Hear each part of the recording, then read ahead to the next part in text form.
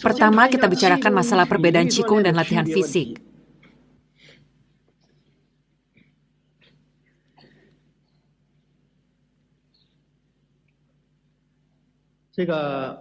Banyak orang di antara kita yang menyamaratakan latihan Qigong umumnya dengan latihan fisik.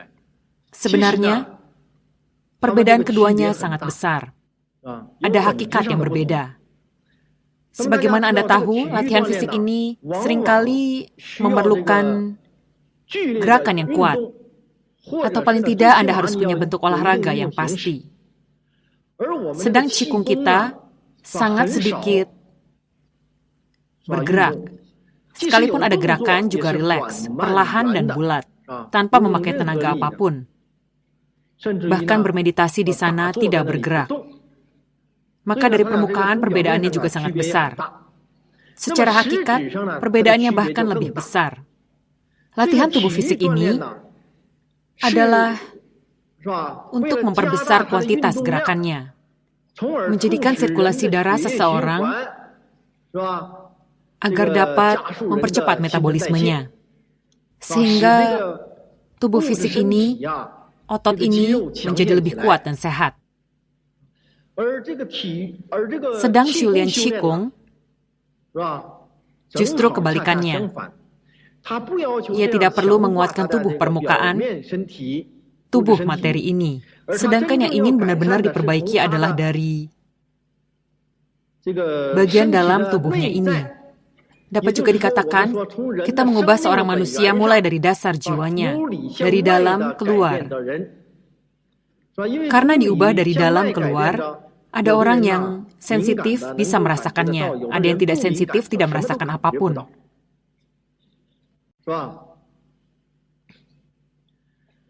Selain itu, Qigong termasuk benda supernormal. Harus ada tes seseorang yang mengikutinya, ia baru dapat mengubah orang itu. Begitu berubah, perubahan yang tampak sungguh luar biasa. Sedang latihan fisik tidak bisa mencapai hal ini. Dia juga tidak perlu mengutamakan te dan persyaratan sejenis lainnya. Tentu tuntutan untuk jadi orang baik harus pentingkan moral. Semua ini adalah prinsip manusia biasa. Ia tidak akan bisa seperti kita orang Shulian yang mengintensifkan persyaratan. Maka itu adalah kemampuan di antara manusia biasa. Sedang Shulian Qigong kita adalah sesuatu yang melampaui manusia biasa. Maka hasil dan tujuan akhir yang dicapai juga terpaut makin jauh. Misalnya, kita berlatih Qigong pada tingkat terendah dapat mencapai tubuh sehat dan panjang umur. Sedang latihan fisik justru tidak bisa. Lagi pula dalam latihan fisik, baik pada atlet maupun Anda yang bertubuh kuat, kalian tidak mungkin tidak pernah jatuh sakit. Maka bila seorang atlet, bila waktunya sakit, dia akan sakit. Hanya saja dalam kondisi tertentu, saat ada penyakit musiman, atau dalam hal sakit kepala, flu, dan sejenisnya, daya tahan tubuhnya adalah kuat. Namun jika harus kena sakit berat, tetap akan kena. Ini sudah pasti. Bukan berarti tidak ada atlet yang terkena sakit. Secara fundamental, perbedaan dengan Shulian Qigong juga sangat besar. Misalnya, latihan fisik ini, seperti yang sudah saya katakan tadi, ia ingin mencapai target agar tubuhnya jadi kuat dan sehat. Tujuannya apa? Ia ingin berbuat demikian. Memperbesar kuantitas gerakannya agar sirkulasi darah bertambah cepat. Sehingga dapat membuat daya metabolisme seseorang menjadi lebih kuat. Namun ada untung, tentu ada rugi juga. Kita lihat masalah secara dialektis. Dia terus-menerus melakukan seperti ini, pasti juga akan eksis suatu faktor yang tidak baik. Di sini kami mengajar Fa hanya untuk praktis Qigong, bukan untuk manusia biasa. Maka kami mengajarkannya pada lingkungan ini. Mengapa? Coba Anda pikirkan. Manusia memperbesar kuantitas gerakannya agar sirkulasi darahnya lebih cepat, sehingga terjadi metabolisme yang tiada henti. Artinya, ia ingin memperkuat kemampuan metabolisme tubuhnya. Tiada hentinya memakai sel baru untuk memenuhi tubuhnya, mempertahankan tubuhnya agar selalu meningkat dan meningkat. Jaringan sel tubuhnya seperti matahari pada jam 8 atau 9 yang memanas, terus-menerus meningkat. Namun, saat selnya mulai melemah, maka akan disingkirkan. Sehingga tubuh fisiknya berubah menjadi kuat. Khususnya, Seorang atlet selama masa pertandingan selalu ingin tubuhnya berada dalam suatu kondisi yang sangat kuat. Sama seperti halnya sel ini, kami berikan sebuah contoh. Sel tubuh manusia misalnya diperhitungkan sepanjang pagi hari ada 12 jam. Pagi pukul 6 atau 7 sampai 8, pembelahan sel tampak terus meningkat. Sampai pukul 8 sampai 9 sangat kuat. Saat lewat tengah hari, sel itu sudah tidak bisa meningkat lagi, hanya dapat merosot ke bawah. Tertahan pada level tertentu lalu merosot ke bawah, sudah tidak bisa meningkat lagi. Bila begitu, sudah tidak sesuai lagi dengan kondisi kompetitif seorang atlet, maka ia harus mengintensifkan latihannya untuk mendorong sirkulasi darah, membuang semua sel yang usang ini, membuat sel baru untuk menggantikannya. Selamanya selalu menampakkan keadaan semacam ini. Tetapi, dengan memakai cara ini, dapat membuat tubuh seseorang jadi sehat kuat, namun masih bisa jatuh sakit, sebab semua itu ada yin-yang kuansinya. Namun, sudah kami katakan walau tubuhnya sudah sehat kuat, namun ada untung juga ada ruginya. Ruginya apa? Coba Anda pikirkan. Sel tubuh manusia tidak akan mungkin membelah terus-menerus tiada henti. Juga tidak mungkin ingin berapa lalu bisa dihasilkan berapa. Jadi ada batasan jumlah. Lalu jika pembelahan sel tubuh manusia ada batasnya, lalu Anda mempercepat proses pembelahannya, coba Anda pikirkan. Bukankah ini bisa memperpendek jiwanya? Jika dibahas secara teoritis, akan terjadi seperti ini. Sebab keseluruhan hidupnya, katakan sel tubuh kita membelah 100 kali, dapat menjalani hidup sampai 100 tahun. Ini hanya sebuah contoh, sesungguhnya bahkan lebih dari 1.000.000 kali. Katakan dapat hidup 100 tahun. Sedang sel tubuhnya, semua berjalan separuh sudah disingkirkan, berjalan separuh disingkirkan. Maka ia hanya dapat hidup 50 tahun. Bukankah begitu prinsipnya? Jadi dapat dikatakan ada untung juga ada rugi. Maka seorang atlet penampilannya akan terlihat lebih tua. Usia belasan tahun bagai 20-an, yang 20-an bagai 30-an. Acap kali tampak lebih tua. Namun Anda juga tidak perlu khawatir, sebab ia tidak mungkin selamanya menjadi seorang atlet. Kini standar kompetitif seorang atlet juga sangat tinggi. Setiba usia 28, 29, sampai 30 sudah harus tersisih. Setelah tersisih, ia akan kembali melewati kehidupan normal seperti manusia biasa. Maka dilihat dari permukaan, kerugian jiwa yang dialami tidak seberapa. Tapi secara teoritis, sesungguhnya ia memang seperti ini. Mana bisa membiarkan sel-sel itu membelah terus tanpa batas? Tidak bisa. Jumlah pembelahannya ada batasannya. Sedang Shulian Qigong, Shulian justru sama sekali bertolak belakang dengannya. Ia tidak mengharuskan orang mempercepat sirkulasi darah, juga tidak ada tuntutan memperkuat daya metabolisme. Sebaliknya, dia bahkan membuat kecepatan sirkulasi darah jadi lambat, malah membuat kecepatan denyut jantung juga jadi lambat. Bersamaan itu, ia juga dapat membuat metabolisme seseorang bekerja dengan sangat rileks dan perlahan. Misalnya orang lain dalam sehari selnya membelah 1 kali. Saya ingin dia 2 hari membelah sekali, 3 hari membelah sekali, seminggu membelah sekali. Sebab saat seseorang bermeditasi, saat memasuki hening, ia akan membuat tubuh fisiknya dapat terkendali sedemikian rupa. Maka secara tidak disadari orang ini, pada kenyataannya, hidupnya dapat diperpanjang. Hidupnya dapat diperpanjang, ini dibicarakan dari sudut teori. Masih ada satu hal. Hidup manusia bukankah sudah ditetapkan? Bagaimana memperpanjangnya? Saya masih akan membicarakan satu kondisi. Untuk metode Kung yang tidak berkultivasi ganda, dalam proses Shulian-nya, ia juga dapat memperpanjang hidupnya sendiri. Namun bila akan memperpanjang hidupnya, bila belum keluar dari Triloka, dia masih akan dibatasi. Jadi tidak bisa sembarangan diperpanjang. Namun Triloka adalah suatu masalah penerobosan tingkat. Bila tingkatnya telah melewati Triloka, maka perpanjangan hidupnya tidak akan ada yang pedulikan. Jadi dia juga bisa memperpanjang tanpa batasan waktu. Ia akan memperpanjang sebisanya. Jadi metode Kung yang tidak berkultivasi raga, bila sudah menerobos tingkat sangat tinggi, dia juga dapat memperpanjang jiwanya sendiri. Di sini menjelaskan, menurut dasar teori dikatakan, dalam Shulian Qigong, Shulian dalam kondisi seperti ini pada dasarnya dapat memperlambat proses penuaan seseorang, memperpanjang jiwa seseorang. Namun metode Kung yang tidak berkultivasi raga, setelah hidup dalam waktu panjang akan mendapati dirinya sangat-sangat tua. Begitu tuanya sampai menakutkan orang. dapat timbul kondisi ini. Sedang metode Kung yang berkultivasi raga selamanya dapat tampak awet muda. Tadi telah saya bicarakan perbedaan dan kekurangan olahraga dengan Shulien Qigong. Maka cukup berbicara sekian. Selanjutnya, akan kita bicarakan masalah aktivitas niat pikiran manusia. Hari ini kita akan belajar metode Kung perangkat kelima. Dan perangkat kelima menghendaki bermeditasi. Menghendaki bermeditasi, Shulien Qigong. Lalu kita mengharuskan memasuki hening yang bagaimana? Sebentar lagi akan saya bicarakan hal ini. Banyak orang mengajukan lembar pertanyaan, bahkan ada yang mencari saya dan menanyakan masalah seperti ini. Dikatakan, "Guru, mengapa saya tidak dapat hening saat bermeditasi?" Ada juga dari metode Kung lain bertanya pada saya. Juga ada orang dari metode Qigong lain menanyakan pada master Qigong lainnya. "Mengapa saya tidak bisa hening? Mohon ajari saya caranya. Saya harus dapat hening. Jika tidak, saya tidak bisa berlatih Kung." Maka sejumlah master Qigong lalu mengajarkan pada orang lain, dikatakan, Anda harus menghitung.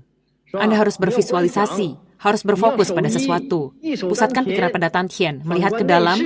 Pokoknya segala cara ada. Ada aliran Buddha juga aliran Tao, ada juga yang melafal nama Buddha.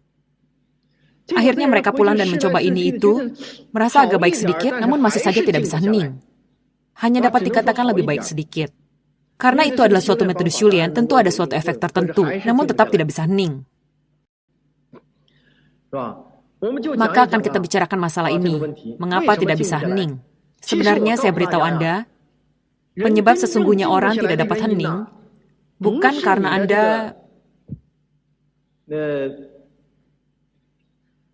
bukan dengan Anda memakai metode apa lalu dapat diselesaikan. Kita bicarakan sekilas dulu tentang aktivitas pikiran manusia, baru menjelaskan kepada Anda hal-hal ini. Aktivitas pikiran yang kita bicarakan adalah pikiran yang dihasilkan dari otak manusia dan aktivitasnya. Kita juga menyebutnya sebagai niat pikiran. Niat pikiran manusia, aktivitas pikiran, oleh beberapa master Qigong dikatakan, atau ada juga ilmuwan anatomi tubuh manusia modern, ada juga orang yang telah berjalan di atas jalan yang menyimpang. Dia melakukan riset pada niat pikiran manusia. Baik master Qigong maupun orang yang memiliki kemampuan supernormal, mengapa niat pikiran mereka begitu jitu? Begitu berpikir ingin berbuat sesuatu, maka pasti dapat dilakukannya. Maka ia lalu mengarahkan riset pada niat pikiran manusia.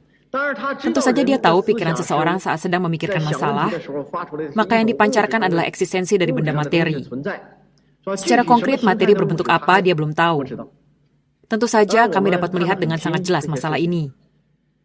Maka dia lalu meneliti niat pikiran manusia. Sebenarnya di sini saya boleh memberitahu Anda, niat pikiran manusia sama sekali bukan apa-apa. Niat pikiran manusia tidak dapat melakukan hal apapun. Niat pikiran manusia juga tidak seperti apa yang dikatakan oleh master Qigong bahwa ia dapat melakukan ini dan itu. Biasanya master Qigong yang mengatakan niat pikiran dapat melakukan ini itu, acap kali dia tidak tahu apa-apa, tidak mengerti apapun. Sebab sangat banyak master Qigong adalah Shulien Fuyise. Juga ada yang punya Futhi. Maka dirinya punya kemampuan Kung apa dan bagaimana bentuk Kung itu, dia sendiri tidak bisa melihatnya, tidak tahu, apapun tidak tahu. Maka ia mengira asal saya telah berpikir berarti sudah saya lakukan. Dia kira itu adalah pikiran dia yang melakukannya. Padahal sama sekali bukan pikiran manusia yang melakukan. Pikiran manusia sangat sederhana. Yang benar-benar mengerjakan hal itu adalah kemampuan Kung. Maka Anda hanya dapat mengatakan, orang yang punya kemampuan Kung baru dapat mengerjakan hal ini. Tanpa punya kemampuan Kung ini, biarpun Anda berpikir, sampai otak terasa sangat nyeri pun, Anda juga tidak akan dapat melakukannya. Artinya, niat pikiran manusialah yang sedang memberi komando pada kemampuan Kung seseorang untuk berbuat sesuatu, dan bukan niat pikiran itu sendiri yang melakukannya. Anda tahu ada sejumlah master Qigong dikatakan telah membukakan kemampuan Kung seseorang. Kemampuan Kung apa yang dibuka? Kemampuan Kung orang itu sendiri memang sudah punya energi tertentu, sudah efektif. Hanya saja tidak tersambung dengan otak manusia. Tidak bisa terhubung, maka tidak bisa memberi perintah, jadi tidak efektif. Dia hanya mengatakan akan membukakan Kung bagi Anda. Sebenarnya adalah menyambungkannya bagi Anda. Dianggap sudah membuka kemampuan Kung Anda. Kemampuan Kung semacam ini akan berubah jadi efektif.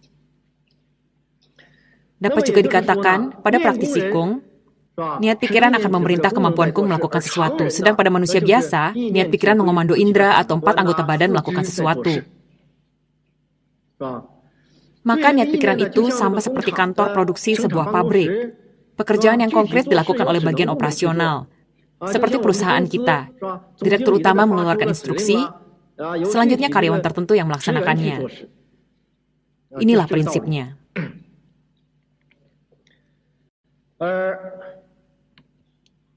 Berbicara sampai niat pikiran, sekalian ingin kami bahas masalah otak manusia. Otak manusia. Mengapa dapat memikirkan sejumlah masalah? Mengapa otak manusia sedemikian rumitnya? Ditinjau dari ilmu kedokteran masa kini, otak manusia sangatlah rumit. Namun juga tidak semisterius yang mereka pikirkan. Memang sangat rumit, namun tidak sangat misterius. Sebab kita temukan otak tubuh fisik manusia adalah bertumbuh setelah kelahiran. Bertumbuhnya setelah kelahiran. Maka, asal-muasal sesungguhnya dari pikiran manusia bukan dari otak tubuh fisiknya, melainkan dipancarkan dari Jensen seseorang yang benar-benar ingin melakukan atau berbuat sesuatu. Itu adalah Jensen manusia. Ia yang memancarkannya. Lalu apa fungsi otak ini? Otak ini bisa punya kemampuan dalam menata, mengolah, menyampaikan sesuatu. Sebab yang dipancarkan Jensen manusia bukanlah langsung bahasa yang ada dalam masyarakat manusia biasa ini, tapi berupa informasi alam semesta. Setelah otak kita menerima informasi ini, setelah itu ditransformasikan ke otak. Otak akan membenahinya dan jadilah seperti bahasa kita sekarang, isyarat tangan, ekspresi wajah, atau kalimat yang sepenuhnya diungkapkan keluar. Otak manusia punya fungsi semacam ini. Maka kami dapati asal mula pemikiran manusia sesungguhnya berasal dari Jensennya. Zaman Tiongkok kuno ada istilah yang disebut berpikir dari hati. Menurut saya perkataan itu sangat tepat. Ada orang merasa memang sedang memikirkan sesuatu dengan hatinya. Hati yang berpikir. Lalu mengapa dapat timbul masalah seperti itu? Jensen seseorang jika biasanya dia berada di Niwan, yang juga disebut dengan pineal body. Jika dia berpindah posisi ke hati, maka hati Anda yang sedang berpikir. Ada banyak praktisi hukum kita, juga ada sejumlah anak kecil yang dapat timbul perasaan semacam ini. Dikatakan saat sedang memikirkan masalah adalah betis saya yang berpikir, tungkai saya yang sedang berpikir. Ada orang yang merasa perutnya yang sedang berpikir. Banyak orang yang dapat memiliki perasaan semacam ini. Kalau begitu, secara nyata adalah tempat itu yang sedang memikirkan masalah. Jika Anda berlatih kung, Jensen Anda dapat berpindah posisi. Jensen anak kecil juga dapat berpindah tempat. Maka Anda akan dapati Anda benar-benar di tempat itu sedang mempertimbangkan masalah, memancarkan pikiran. Sesungguhnya memang demikian. Lalu berbicara tentang pikiran manusia ini, ada beberapa macam bentuk. Pertama adalah yang oleh manusia biasa disebut pikiran manusia normal, yaitu yang isi, cuisunya sangat kuat. Pikiran yang semacam ini, yaitu saat kita sadar dan mengerti akan apa yang kita lakukan. Masih ada lagi yang disebut pikiran bawah sadar. Juga ada pikiran terpendam. Ada juga inspirasi. Dan beberapa bentuk pemikiran lainnya. Juga akan kami bicarakan dengan kalian. Pikiran bawah sadar yang kita bicarakan ini sebenarnya terjadi saat manusia dalam keadaan kurang sadarkan diri, saat cuise tidak berfungsi, atau saat cuise dalam keadaan lelah. Telah mengerjakan suatu hal, atau telah menyelesaikan suatu masalah, atau sudah melakukan suatu urusan. Pekerjaan itu saat Anda sadar, Anda katakan, dengan kurang sadarkan diri, bagaimana saya dapat mengerjakan ini? Sebenarnya saat itu, Fu Jensen Anda lah yang mengendalikan tubuh Anda mengerjakannya. Anda tahu orang yang berlatih Qigong, ada banyak orang dengan sangat menonjol dapat memanifestasikan bahwa Fu Yisenya yang menguasai tubuhnya. Beberapa tahun lalu ada semacam aliran disebut Kung alami. Orang ini bagi orang gila, berlarian dan bergulingan. Chu Jensennya tidak tahu. Namun Anda perhatikan, saat ia berlarian mengarah ke pohon dengan mata terpejam, saat tiba di depan pohon, dengan sekejap ia telah berkelit, tidak menabrak. Saat terlihat di atas tanah ada batu, berlari hingga ke sana, lagi-lagi dia melompatinya tidak tersandung jatuh. Matanya terpejam. Mengapa dapat menghindar? Sebab dilakukan dengan Fu Jensennya yang mengendalikan tubuhnya. Masih ada suatu keadaan. Jika Fu Jensen seseorang sangat kuat, atau Chu Jensen seseorang dalam keadaan tertentu atau dalam keadaan tertidur yang sudah sangat lelap, maka dapat muncul suatu keadaan yang disebut penyakit somnambulisme atau tidur berjalan. Chu Yise-nya tidak tahu apapun. Fu Yise-nya mengendalikan tubuhnya melakukan sejumlah hal.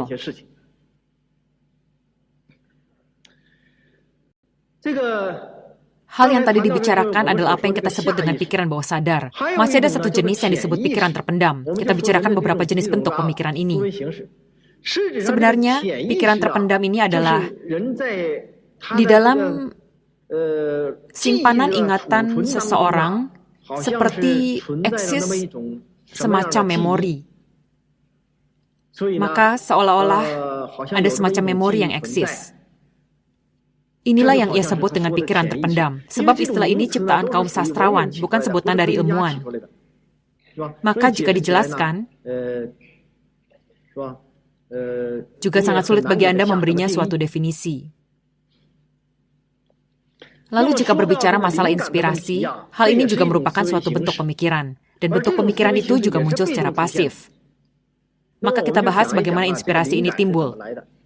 Jika inspirasi ini disebut sebagai, tentu saja istilah inspirasi ini juga adalah ciptaan sastrawan, juga bukan ciptaan ilmuwan. Berdasarkan keadaan semacam ini, ia telah menciptakan istilah semacam ini, namun ia juga tidak dapat menjelaskan secara konkret. Lalu para sastrawan mengatakan asal kata inspirasi. Saat berbicara tentang istilah ini, ia ingin memberikan penjelasan. Maka kebanyakan lalu menjelaskannya seperti ini. Ia adalah akumulasi pengetahuan manusia dalam satu siklus hidup yang muncul dalam sesaat bagai bunga api yang memancar. Atau merupakan intisari dari akumulasi pengetahuan yang dimiliki yang tiba-tiba muncul. Acap kali dijelaskan seperti ini. Sebenarnya penjelasan semacam ini, bila mengikuti teori materialistik, saya katakan ia juga tidak bisa menerangkan dengan jelas. Bila mengikuti teori materialistik, maka otak manusia makin digunakan akan makin pintar. Makin digunakan, ia akan makin hebat. Ini adalah penjelasan yang masuk akal. Lalu mengapa acap kali saat kita telah melakukan suatu proyek riset ilmiah, misalnya saat menulis sebuah artikel atau menciptakan suatu lagu, atau saat menciptakan sesuatu, memeras otak hingga kepala nyeri tetap saja tidak ada inspirasi. Saat Chu Yise Anda sangat kuat, Anda memintanya datang, dia juga tidak datang. Dan datangnya inspirasi kebanyakan justru saat Chu Yise tidak kuat. Dalam keadaan tidak sepenuhnya sadar atau dalam kondisi saat dirinya tidak konsentrasi, saat Chu Yise rileks, inspirasi itu baru muncul. Acap kali begitu. Saya menulis artikel sudah tidak mampu melanjutkan. Menciptakan sebuah tanpa inspirasi tidak bisa menulis. Atau saat melakukan suatu proyek riset ilmiah, tidak mampu menyelesaikannya, sangat tertekan. Tertekan sekian lama sampai kepala pusing. Sampai-sampai urat nadi jadi sedemikian tegang. Ya sudahlah. Dia tidak ingin melanjutkan lagi. Istirahat dulu sajalah. Ia lalu keluar, berkeliling, melihat keramaian, istirahat sejenak. Atau lebih baik berbaring sejenak, beristirahat saja. Saat dia terlentang di sana atau saat dia tengah berjalan-jalan, secara tidak sengaja saat dia tidak menggunakan otaknya, inspirasi itu datang. Dijamin semua inspirasi muncul pada kondisi seperti ini. Ia datang saat Anda dalam kondisi tidak ada yang mengendalikan, saat Chu Yise sedang tidak memerankan fungsinya. Kalau begitu bagaimana menjelaskannya? Saya beritahu Anda, inspirasi ini sebenarnya adalah efek kerja Fu Yansan Anda. Dan bukan hasil berpikir Chu Yansan Anda. Karena ada sebagian pikiran Chu Yansan yang terkunci. Maka pikirkan, sepintar, sehebat apapun Anda hanya dapat mengetahui sedikit pengetahuan yang telah didapat dari masyarakat modern ini. Sedang segala pengetahuan yang didapat dari masyarakat modern ini, semuanya adalah benda di tengah manusia biasa. Dan jika Anda ingin menghasilkan benda-benda ini, ingin menulis artikel yang menarik, semua itu tidak ada dalam bawaan lahir. Yang juga berarti, ia telah melampaui batasan pengetahuan Anda. Acap kali adalah demikian. Sebab, Fu Yansan seseorang, dia berada di ruang dimensi lain. Semua hal ini dapat dilihatnya dengan jelas. Anda di sana sudah tidak mampu menyelesaikan baik dalam proyek riset, dalam penulisan artikel, dalam menciptakan sebuah karya. Saat Anda tidak dapat merampungkannya, saat Anda makin ingin menyelesaikannya, akan sungguh melelahkan otak. Terasa kepala sangat sakit. Bahkan merasa sangat lelah, tidak nyaman. Namun, Fu Yansen, walau dia tidak menguasai otak Anda, namun dia dan tubuh Anda, dengan tubuh Anda, merupakan satu kesatuan. Di saat yang sama, dia juga menguasai tubuh Anda ini. Anda sakit, dia juga sakit. Anda tidak nyaman, dia juga tidak nyaman. Dia makin merasa tidak nyaman, akhirnya dia ada suatu pemikiran. Lihatlah, masalah ini begitu sederhana. Bagaimana saya dapat sebodoh ini tidak bisa menyelesaikannya? Hal ini membuat kepala saya sakit. Dia juga ikutan sakit. Begitu Anda rileks, karena makin kuat Chu Yise, Anda akan makin kuat menguasai otak. Sehingga Fu Yise ini tidak dapat masuk. Saat Anda rileks, dia akan mendapatkan sebuah cara. Kali ini dia lalu merefleksikan ke dalam otak Anda segala sesuatu yang diketahuinya. Maka, seketika itu akan terpikirkan oleh Anda. Lalu, muncullah inspirasi itu. Acap kali selalu begitu. Lalu mungkin ada yang berpikir, daya gunakan saja Fu Yise untuk mendorong perkembangan masyarakat. Baik sekali jika bisa membuat sesuatu yang canggih. Namun tidak boleh. Sebab pengetahuannya juga sangat terbatas. Dia hanya dapat mengetahui kondisi di ruang dimensi tempat dia berada saat ini. Sedang yang datang dari tingkat yang sangat tinggi, dia juga tidak berani. Dia sama sekali tidak mengurusi masalah Anda ini. Dia tahu prinsip ini. Dia juga tidak berada di bawah kendali Anda. Karena keseluruhan keadaan alam semesta, yang oleh orang Tiongkok dikatakan sebagai iklim, geografi, dan keharmonisan manusia, Anda semua tahu, Chou Yi sekarang di luar negeri pun sedang diteliti. Sesungguhnya adalah menuliskan tentang galaksi, jenis perubahan alam ini, hubungan refleksinya ini terhadap masyarakat manusia biasa, yang dapat menimbulkan perubahan pada masyarakat manusia biasa. Artinya keadaan alam yang berbeda dapat menyebabkan masyarakat manusia mengalami perubahan yang berbeda. Perkembangan masyarakat manusia berjalan seiring dengan aturan alam semesta. Lihatlah gerakan materi, semuanya bergerak mengikuti sebuah aturan. Bentuk pergerakan berbeda memiliki kondisi pergerakan yang berbeda, menyebabkan kondisi pergerakan yang berbeda. Galaksi Bima Sakti berputar secara alami. 9 planet berputar mengelilingi matahari. Artinya, pergerakannya, perubahan alam semesta yang berbeda dapat membawa perubahan yang berbeda pada masyarakat manusia biasa. Tadi telah saya katakan, maka dia tidak akan berubah sesuai dengan kehendak hati Anda sendiri. Itu tidak mungkin. Tadi yang kita bicarakan adalah masalah inspirasi. Berbicara tentang inspirasi seseorang, cukup kita bicarakan sampai di sini. Tadi telah dibicarakan berbagai bentuk pemikiran manusia. Beberapa macam bentuk pemikiran manusia ini, mengapa harus dibicarakan pada Anda? Yang terpenting adalah memberitahu Anda, menjelaskan sedikit tentang fungsi otak dan asal mula pikiran ini. Sebab hari ini kita akan belajar cingkung atau meditasi, maka hendak kami bicarakan masalah meditasi. Ada orang, seperti yang saya katakan tadi, pikirannya tidak dapat hening. Dia lalu memohon kemana-mana agar dapat diberi sedikit jurus tinggi, hingga ia dapat hening. Sebenarnya orang yang benar-benar Shulian, akan merasa hal ini sangat mengerikan. Sebab alasan yang sesungguhnya yang membuat orang tidak dapat hening, bukanlah dengan cara jurus tinggi apa, lalu pasti dapat berefek. Seorang yang Shulian, bila pikiran Anda dapat hening, berarti Anda sudah berada di tingkat sangat tinggi. Sebab hal ini dengan tingkat Anda adalah saling melengkapi dan saling mengisi. Artinya dia dan daya ting Anda, bukankah daya ting Anda menentukan tingkat Anda? Dan tinggi rendahnya daya ting Anda, bukankah dihasilkan dari besar kecilnya pelepasan keterikatan hati Anda? Terus terang saya beritahu Anda, sebab sesungguhnya dari tidak dapat hening adalah pikiran manusia yang tidak bersih jernih. Di tengah masyarakat manusia biasa, terlalu banyak keterikatan yang tidak dapat dilepaskan. Lalu bila dalam sekejap meminta Anda melepas semua benda ini, sanggupkah Anda? Dalam sekejap Anda tidak mungkin dapat mencapai daya ting yang begitu tinggi. Maka Anda melepaskannya adalah secara perlahan. Keterikatan hati dihilangkan secara perlahan. Tingkat Anda juga menerobos secara perlahan. Daya ting juga bertambah secara perlahan. Sampai akhirnya baru dapat mencapai tingkat itu. Lalu mengapa ada sejumlah orang sekejap saja dapat mencapai ting? Itu karena bawaan dasarnya sendiri sudah mencapai kondisi tertentu. Maka sebab pokok tidak dapat hening, Anda tidak boleh memohon keluar. Dewa mengajari Anda jurus tinggi pun Anda tidak akan dapat hening. Lalu ada yang berpikir, mengapa ada Master Chiku mengajari kami untuk melafalkan nama Buddha, konsentrasi ke Tantien, memfokuskan pikiran, bervisualisasi agar dapat hening. Itu juga tidak akan dapat hening. Ia hanya dapat berfungsi sedikit dalam sekejap. Setelah itu, tidak bisa lagi. Ia hanya semacam metode Shulian, bukan suatu jurus ampuh. Urusan Shulian tidak bisa melalui jalan pintas. Kita beri sebuah contoh. Ada orang tidak percaya. Katanya, dengan fokus pada Tantien, maka saya akan dapat hening. Atau dengan melafalkan nama Buddha, saya akan dapat hening. Saya katakan belum tentu. Ada yang berkata, kalau aliran Fa tanah suci mudah. Cukup melafalkan nama Buddha, sudah bisa Shulian. Sesungguhnya saya beritahu Anda, mudah itu kelihatannya. Sedang tidak mudah itu baru merupakan esensi Shulian. Mana ada hal semudah itu? Coba Anda pikirkan, melafalkan nama Buddha itu, harus bagaimana melafalkannya? Harus dilafalkan dengan hati yang tenang. Setiap huruf harus dapat tampak di depan mata. Amitabha, Amitabha, Namo Amitabha dilafalkan terus. Sampai setiap huruf tampak di depan mata. Mampukah Anda mencapai taraf hening setinggi ini?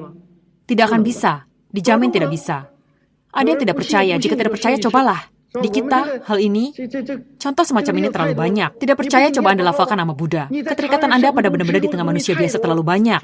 Hari ini tempat kerja Anda membagi bonus, Anda tidak tahu dapat seberapa banyak. Atau tempat kerja Anda sekarang sedang membagi rumah. Ada yang memberitahu rumah ini ada yang untuk Anda.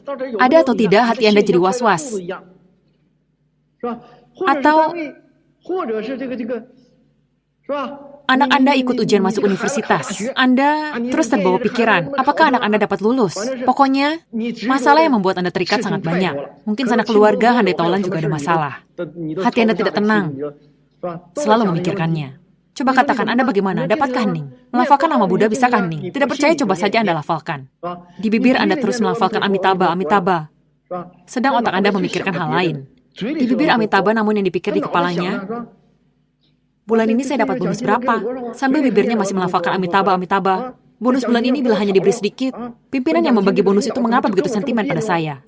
Bibir masih melafalkan Amitabha. Dalam hati makin dipikir makin marah. Jika bonus yang diberi bulan ini sedikit, saya akan memprotes.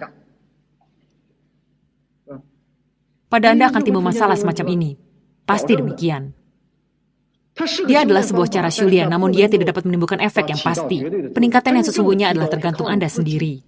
Melepaskan keterikatan hati, baru dapat meningkatkan daya ting. Dengan kata lain, tingkat Anda juga jadi tinggi. Dengan melepas keterikatan hati, tingkat Anda tentu akan menerobos naik. Dia akan berada setinggi itu, daya ting Anda juga setinggi itu. Adalah saling melengkapi dan mengisi. Ada yang berkata, melihat ke Tantien saya dapat hening. Saya katakan belum tentu.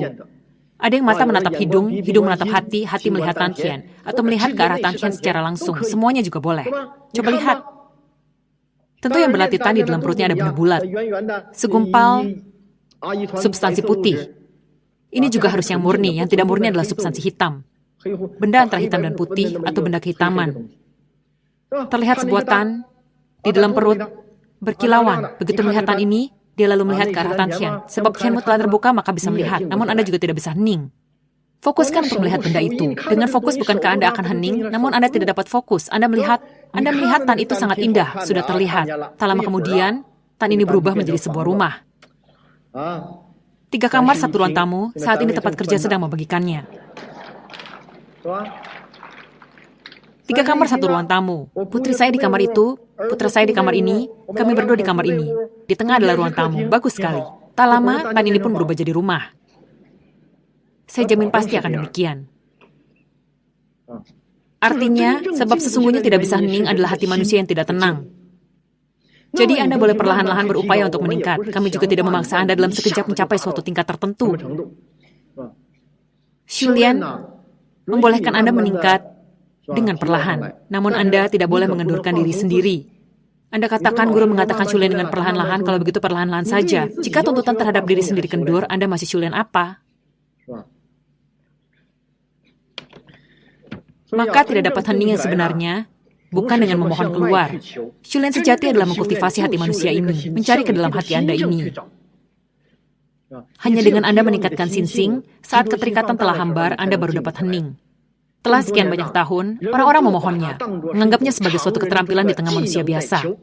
Namun sebenarnya ia melampaui manusia biasa. Ada prinsip supernormal yang mengikutinya. Maka ia tidak seperti benda pada manusia biasa yang dapat dipelajari dan diperoleh dengan menggunakan sedikit kepandaian. Bukan benda yang bisa diperoleh dengan sejumlah uang. Harus benar-benar meningkatkan standar moral Anda. Mengkultivasi insting Anda baru bisa mendapatkannya. Sedang upaya dan kerja keras derita jasmani tentu merupakan satu aspek. Namun ini hanyalah satu aspek yang sangat-sangat kecil.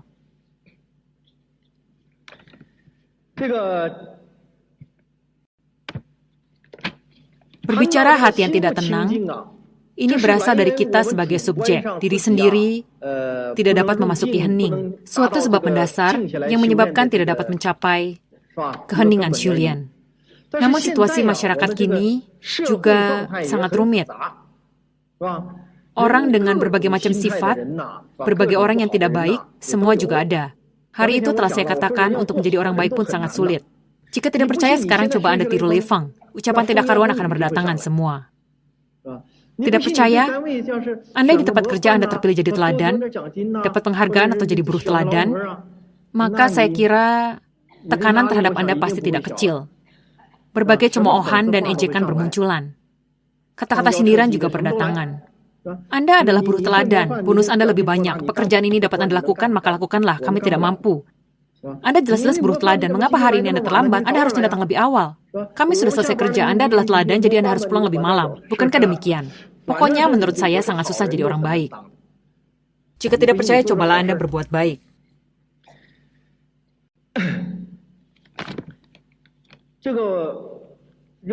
Jadi, selain karena pandangan subjektif, keterikatan hati manusia sehingga tidak dapat hening dan mempengaruhi serta mengganggu Julian, juga eksis sejumlah faktor objektif. Yang saya katakan ini adalah satu aspek. Masih ada aspek lain, misalnya, tentu seiring reformasi keterbukaan, situasi masyarakat membaik, taraf hidup manusia meningkat, iptek baru juga telah masuk. Saya katakan semua hal baik, Anda katakan itu hal baik, bahkan saya juga katakan itu hal baik. Namun, ada untung tentu ada rugi. Maka juga eksis sisi yang kurang baik. Kini semua orang juga sedang membicarakan peradaban spiritual manusia sedang menurun. Bukankah begitu? Peradaban materi telah meningkat naik. Peradaban spiritual tidak ikut naik. Bukankah semua juga berkata demikian? Ada juga orang yang berkata, mari kita bicarakan contoh ini. Konsep moral umat manusia saat ini telah menjadi sangat tidak baik. Orang Barat memiliki peradaban sebagai kedok luar. Maka secara permukaan, dia katakan orang itu terpelajar. Ia berbicara soal peradaban. Namun, secara diam-diam, dia melakukan kejahatan. Bahkan sampai, saya katakan, ia tidak memiliki etika moral. Semua dilakukannya. Ia hanya menyisakan sedikit ini saja. Sedang orang Tionghoa dulu punya konsep moral yang membatasi perilakunya. Namun, orang zaman sekarang apapun tidak percaya. Dikatakan masa akhir Dharma, yakni saat manusia sudah tidak punya kaidah nurani untuk mengekang diri. Apapun dilakukan. Apapun dilakukan. Namun dalam hati orang tertentu masih ada sedikit eksistensi moral. Hati nurani manusia masih tersisa sedikit. Jika yang sedikit ini pun tidak ada, maka manusia akan musnah dalam sekejap. Sedemikian sedikit yang tersisa. Lihatlah apa yang dilakukan orang sekarang. Dengan reformasi keterbukaan yang tidak baik juga ikut masuk. Ini juga berpengaruh pada Julian seseorang. Tentu reformasi keterbukaan adalah baik, tapi bukankah yang tidak baik juga ikut masuk? Semua yang berbau porno, homoseksual, mengisap madat, kebebasan seks, lalu pokoknya sudah kacau balau. Mafia, apapun ada. Boleh dikatakan hal-hal ini secara objektif juga dapat menimbulkan gangguan. Misalnya kita bahas tentang karya seni. Dalam televisi, jika tidak ada sedikit televisi atau bioskop, jika tidak ada sedikit adegan ranjang, maka sepertinya televisi ini tidak ada yang menonton lagi. Bioskop juga tidak ada yang menonton lagi. Ini menyangkut masalah rating penonton. Dalam suatu karya tulis, jika tidak dibubuhi sedikit pornografi, hal yang kacau balau, seolah-olah buku ini tidak akan laku terjual. Ini menyangkut masalah jumlah penjualan. Taraf moral manusia sekarang memang sangat rendah. Asal dapat melepas dahaga itu yang dicari, mencari suatu rangsangan psikologis. Ayolah, apapun yang dapat melepas dahaga. Setelah dilihatnya baru bisa memuaskannya. Standar moral sedang mengalami kemerosotan. Standar moral yang dulu secara keseluruhan telah merosot drastis. Anda tahu dulu, para penyanyi, penari kita, semua harus lulus sekolah seni musik. Lulus seni tari baru dapat disebut sebagai seniman. Sekarang coba Anda lihat, paling tidak Anda harus lulus dari sekolah seni, atau benar-benar dari sekolah kejuruan. Sekarang menyanyi hingga urat leher seakan mau putus, bergaya aneh dan tidak lazim, citranya juga sangat buruk. Rambut panjang berantakan. Penyanyi ini, orang-orang mengikuti dia bagi orang gila. Jadi, saat standar moral manusia merosot, maka bentuk seni dan sastra, semuanya juga sedang merosot ke bawah. Apa yang mereka agungkan? Menjadi penyanyi, saat menyanyi harus menata suara sendiri, mengutamakan cara melantunkan nada. Penyanyi serak ini saya katakan dia ini berteriak hingga urat di lehernya keluar. Penonton bahkan bertepuk tangan, yang di bawah panggung sudah seperti orang gila.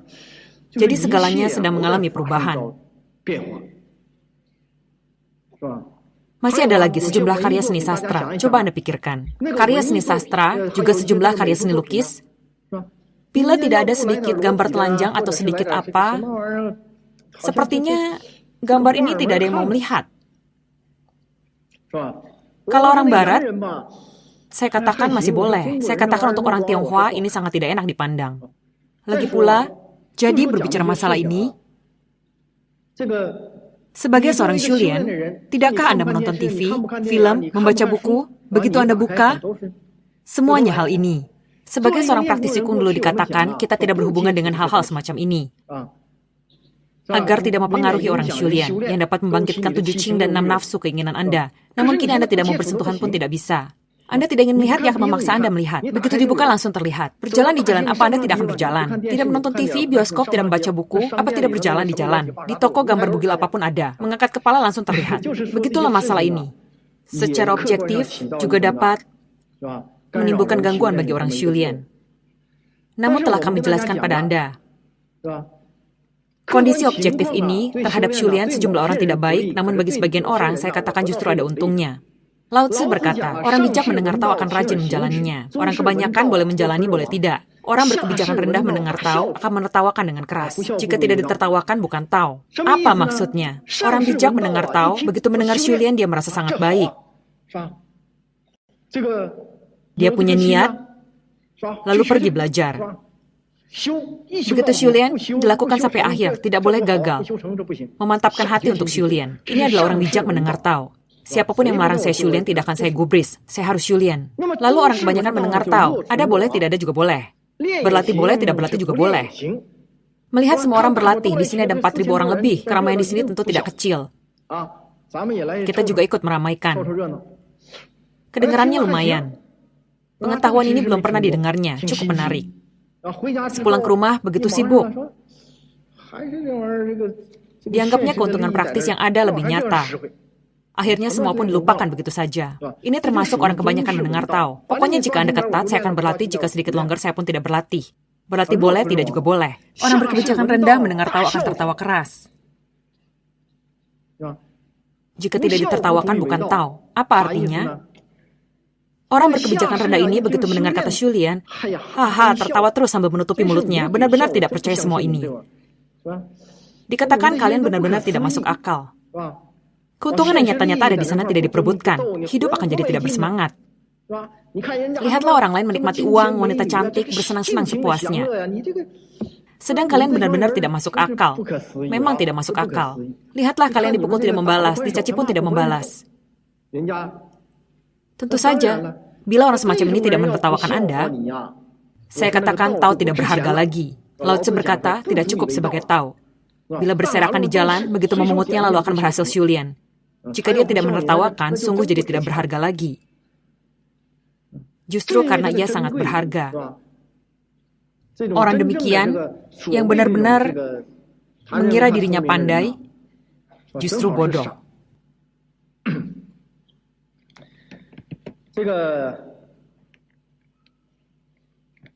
Tadi yang kita bicarakan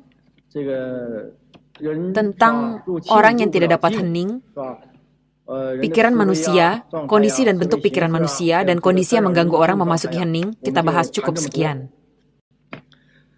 Tentu, yang mengganggu orang memasuki hening dan Shulian masih ada satu hal, yakni karma pikiran. Ini pernah saya bicarakan. Sudah saya katakan, yaitu karma pikiran seseorang juga dapat mengganggu orang berlatikung. Bisa tercetus banyak perkataan kotor, sampai-sampai ada yang termanifestasi dengan sangat menonjol. Namun intuisi Anda harus jelas, harus dapat membawa diri. Dengan demikian, karma semacam ini dapat kami bantu untuk menghapusnya. Bila Anda sendiri tidak malah mengikutinya, maka Anda bukan lagi seorang praktisi Shulian. Yang berkultivasi bukan Anda. Anda pun ikut mencaci, tidak percaya lagi. Lalu Anda masih Shulian apa lagi? Siapa yang masih pedulikan Anda? Bukankah ini masalahnya?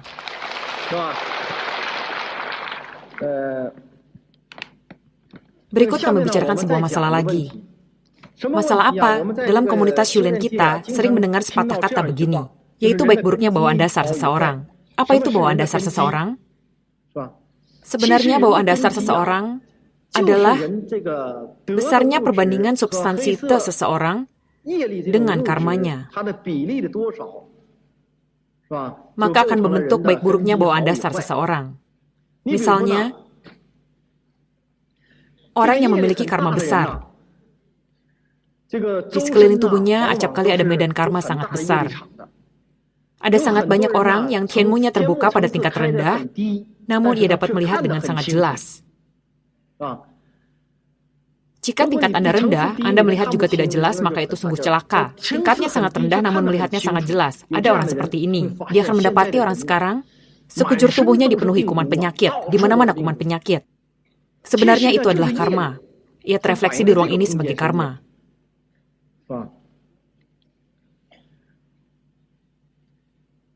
Maka dikatakan, jika karma ini menjadi banyak, maka di sekeliling tubuh manusia akan terbentuk suatu medan karma.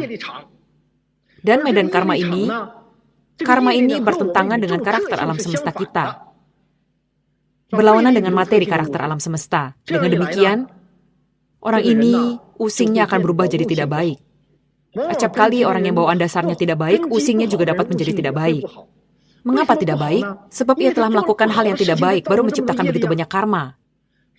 Maka ia mengira benda yang dapat dipercaya adalah benda berupa keuntungan nyata di tengah manusia biasa. Lagi pula benda semacam ini, karma akan mengurungnya. Sehingga membentuk suatu pemisah dengan karakter alam semesta. Sehingga terbentuk pemisah antara dirinya dengan alam semesta. Maka pikirannya tidak akan percaya pada prinsip sejati alam semesta ini. Jika Anda membicarakan Qigong, Shulian, agama, bahkan pembicaraan orang tentang beberapa fenomena Qigong, juga dalam kondisi lainnya, sejumlah fenomena yang kurang jelas, begitu Anda membicarakan hal ini, dia sama sekali tidak percaya. Dia tidak hanya tidak percaya, dalam hatinya bahkan menertawakan Anda. Kalian ini sungguh adalah seperti punya sakit saraf. Dia benar-benar mengira Anda begitu. Dia mengira otaknya lah yang paling jernih. Dia mengira dialah yang paling berkepala dingin. Sebenarnya, dikarenakan pikirannya, seluruh tubuhnya telah dibungkus oleh karma. Barulah terjadi hal ini. Dia tidak sadar, sangat sulit untuk sadar. Sedang orang yang banyak substansi putih, di sekeliling tubuhnya akan ada suatu medan yang sangat besar. Ini adalah substansi putih. Dan substansi putih diperoleh setelah berbuat baik. Setelah menderita, berjeripayah, baru bisa diperoleh. Maka ia adalah membaur dengan karakter alam semesta. Jadi orang semacam ini, begitu Anda bicara Shulian seperti yang saya katakan tentang orang bijak mendengar tahu, akan langsung percaya. Yang Anda bicarakan walau tidak pernah melihat, tapi saya percaya. Karena ia terhubung dengan karakter alam semesta.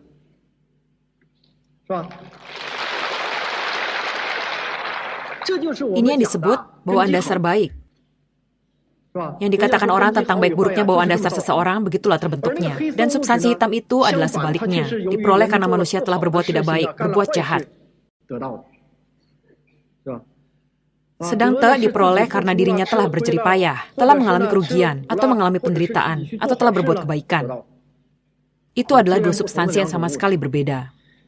Seberapa banyak materi ini menentukan baik buruknya bawaan dasar seseorang. Tadi telah saya katakan, bawaan dasar menentukan baik buruknya seseorang. Hal ini adalah pasti, namun juga tidak bisa melihat masalah ini secara mutlak, memandangnya terlalu mutlak. Misalnya, orang yang bawaan dasarnya sangat baik acap kali, dia mendapat pengaruh lingkungannya, seperti yang saya bicarakan tentang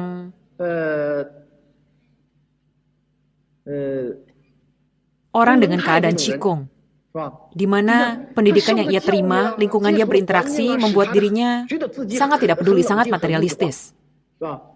Bahkan adalah mutlak materialistis. Dikatakan mutlak materialistis, saya rasa tidak mutlak. Paham materialis absolut adalah salah. Dia kira yang tidak dikenal, tidak pernah dipelajari selama ini, dia tidak akan mempercayainya. Bagaimanapun dibicarakan, dia tetap tidak percaya. Namun orang ini tidak mesti bawaan dasarnya buruk. Ada juga yang, saya beri Anda sebuah contoh. Ketika saya berceramah di Beijing juga ada orang seperti ini. Di arena ceramah ini, pada hari kedua kami telah membukakan Tianmu. Ada banyak orang dengan samar-samar telah melihat begitu banyak benda. Ada banyak orang dapat melihat dengan sangat jelas. Dia termasuk orang jenis ini, dapat melihat dengan agak jelas. Dalam sekejap Tianmu-nya bukan hanya dapat melihat dengan sangat jelas, bahkan langsung dapat berhubungan dengan faksen saya. Berbagai macam bentuk kemampuan Kung yang saya pancarkan dari setiap bagian tubuh saya saat berbicara, bagaimana bentuk Fa Lun yang saya pancarkan, saat berjatuhan di tubuh orang-orang seperti apa, bagaimana pemurnian tubuh yang dilakukan pada orang-orang, di belakang tubuh setiap orang ada berapa faksen, semua terlihat olehnya.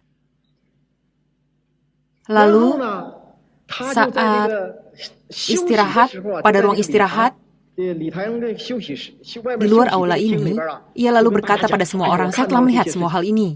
Semua mendengarnya dengan sangat bergairah, mengelilinginya. Wah, Tianmu Anda terbuka dengan sangat baik, Anda dapat melihat begitu banyak. Dia berbicara ke sana kemari, akhirnya berkata, saya tidak percaya semua ini. Mengapa begitu pikiran bergerak, ia jadi tidak percaya. Maka sudah saya katakan, ia juga bukanlah mutlak. Juga ada orang bawaan dasarnya tidak baik. Karena pengaruh lingkungan, ia juga bisa berada pada suatu keadaan atau permasalahan, hingga usingnya juga bisa berubah jadi baik. Namun sifatnya terbatas. Misalnya, di keluarganya ada yang percaya agama, atau ada yang punya bawaan dasar lumayan, ikut berlatih Kung. Atau ikut metode Kung lain dan telah timbul kemampuan Kung, dia juga telah menyaksikannya. Mungkin hal ini dapat membuatnya percaya. Tetapi, ada batasannya. Ini adalah masalah-masalah yang saya bicarakan. Lalu berbicara masalah bawaan dasar, banyak sedikitnya substansi putih dan hitam pada diri manusia ini. Bagaimana datangnya? Proses perubahan ini juga telah saya bicarakan. Ada sebagian melewati pengorbanan diri, dan saat menanggung derita, substansi hitam itu dapat berubah menjadi substansi putih. Lalu saat diri sendiri melakukan hal baik juga dapat langsung menghasilkan substansi putih, atau saat ada yang menghina hingga menciptakan kesulitan bagi Anda, maka ia bisa memberi Anda substansi putih. Substansi hitam ini dihasilkan setelah melakukan perbuatan tidak baik. Namun, ada juga yang berkata, saya melakukan perbuatan baik, perbuatan jahat. Saya katakan Anda berbuat baik atau jahat. Sebagai seorang Shulian, ada yang mengatakan, kita melakukan perbuatan baik, banyak-banyak melakukan hal baik. Guru mengajarkan pada kita bagaimana berbuat baik, dapat mengumpulkan te. Saya sama sekali belum pernah mengajarkan hal ini. Sekarang Anda kumpulkan juga tidak sempat, sebab ia terakumulasi dari beberapa generasi. Katakan selama dalam kehidupan ini, ditambah kehidupan sebelumnya, Anda kumpulkan jumlahnya juga masih sangat terbatas. Maka tidak mungkin Anda dapat mengumpulkan sangat banyak. Jadi ini peninggalan dari masa yang sangat lama. Anda katakan ingin kumpulkan mulai sekarang, tentu tidak keburu lagi. Orang katakan berlatih Kung harus uwe. Saat Anda melakukan kemana-mana, seandainya dapat berbuat hal baik pun, belum tentu dapat Anda temui hal baik untuk dilakukan. Dulu, saat di Beijing saya pernah bergurau. Saya katakan Anda ingin berbuat baik dengan naik sepeda mengelilingi kota Beijing pun, belum tentu dapat Anda temukan hal baik untuk dikerjakan. Mana ada sebanyak itu? Bisakah Anda menemukannya? Sebenarnya kita praktisi Kung menekankan sikap uwe. Mengapa menekankan uwe? Sebab manusia tidak boleh ada kehendak ingin melakukan apa lalu dilakukan dengan semaunya. Ada yang berkata apa tidak boleh berbuat baik. Saya katakan, Berbuat hal baik sudah dilakukan banyak orang. Maka jika Anda menemui hal baik itu ada di hadapan Anda, saya katakan bantu saja sambil lalu, itu tidak masalah. Kita tidak boleh melakukannya dengan sengaja, dengan suatu maksud tujuan. Tidak boleh lagi berbuat demikian. Sebab Anda tidak dapat melihat pokok permasalahan dan hubungan sebab musababnya, maka Anda mudah melakukan kesalahan. Anda melihat hal ini baik, namun begitu Anda lakukan mungkin itu bukan hal baik. Sebab ada prinsip tingkat tinggi yang menyertai Anda. Hal itu ada hubungan sebab musabab apa Anda tidak dapat melihatnya, maka Anda akan mudah melakukan kesalahan. Jadi saat Anda melihat seseorang sedang bertengkar, berkelahi dengan orang lain, lalu Anda datangi dan melerai mereka, ataupun datang mengurusi, mungkin Anda sudah melakukan kesalahan. Orang itu mencacinya sepatah kata, mungkin dia memang berhutang sepatah kata padanya. Mereka membereskan hutang itu, Anda lalu datang ikut campur, mungkin mereka tidak jadi menyelesaikan hutang ini. Lain hari mereka tetap harus menyelesaikannya. Anda malah salah telah ikut campur. Artinya jika tidak bisa melihat sebab musababnya, Anda mudah berbuat salah. Dalam hal ini ada yang lalu berpikir dan mengajukan hal seperti ini. Kalau begitu kita, siapapun, apa sudah tidak perlu lagi berbuat baik? Bukan demikian. Saya sedang mengajarkan Fa pada praktisi Kung, pada orang yang Shulian. Sedang melakukan hal baik atau tidak, itu adalah masalah manusia biasa. Manusia biasa berkata berbuat wajib memampukan Te. Sedang praktisi Kung berkata menjaga Te, Uwei. Namun, berbicara sebaliknya, saat melihat pembunuhan, pembakaran Anda tidak peduli, saya katakan, itu adalah masalah sinsing Anda. Jika Anda melihat peristiwa seperti ini, sudah sepantasnya Anda turun tangan, bertindak semampu Anda. Bila ada yang membawa pisau membunuh orang dan Anda seorang wanita yang lemah, jika Anda pergi mengurusinya, mungkin Anda yang dilukai. Anda dapat saja berteriak meminta bantuan orang lain. Jadi menemui masalah ini, Anda boleh bertindak. Saat melihat keran air terbuka dan air melimpah terbuang tak ada yang peduli, Anda lalu tidak mematikannya, saya katakan ini juga masalah sinsing. Bukankah demikian? Jadi kita tidak dengan suatu niat atau secara sengaja melakukan suatu hal sekehendak hati kita. Maka atas dasar prinsip ini, dari sudut pandang seorang praktisi Kung, kita katakan kelak banyak orang Shulian. Jika Shulian tidak meningkat, bukankah kelak semua adalah manusia biasa? Bila apapun tidak dilakukan, apa manfaatnya bagi masyarakat? Saya katakan ada manfaatnya. Kelak orang ini, atau jika setiap orang Shulian semuanya telah meningkat, coba Anda pikirkan. Jika setiap orang dari nuraninya sudah tidak mau berbuat kejahatan, bukankah Anda tidak perlu repot lagi untuk melakukan hal baik ini dan itu? Setiap orang sudah tidak berbuat jahat lagi. Setiap orang menjadi sangat baik. Anda demi saya dan saya demi Anda. Saat semua orang menjadi sangat baik, saya katakan bukankah keamanan lingkungan, ketertiban masyarakat, semua jadi baik?